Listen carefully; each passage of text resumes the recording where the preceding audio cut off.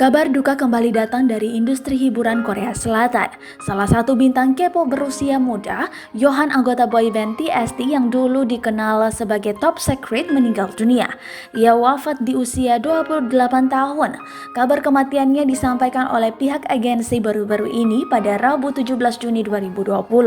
Yohan diberitakan meninggal dunia pada Selasa 16 Juni 2020. Atas permintaan keluarga, penyebab kematian Yohan tidak diungkapkan oleh pihak agensi.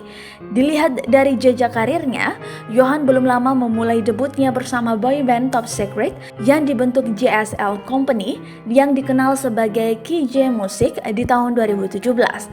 Grup ini juga sudah merilis mini album bertajuk Time's Up dan Wake Up.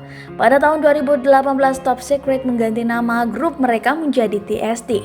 Kematian Yohan TXT terbilang cukup mengejutkan penggemar karena sang idola masih terlihat aktif di media sosial hingga akhir Mei lalu. Postingan terakhirnya di Instagram pun ramai dikomentari rekan artis hingga para penggemar. Sejumlah rekan artis nampak memberikan ucapan duka dan kata rindu untuk Yohan. Di keterangan fotonya yang berada di tepi pantai, Yohan nampak mengunggah caption yang membuat publik menerka-nerka. Ia menyebutkan ia ingin berpergian dan menyematkan emoji pesawat. Bukan berpergian naik pesawat, kini justru ia benar-benar pergi meninggalkan dunia.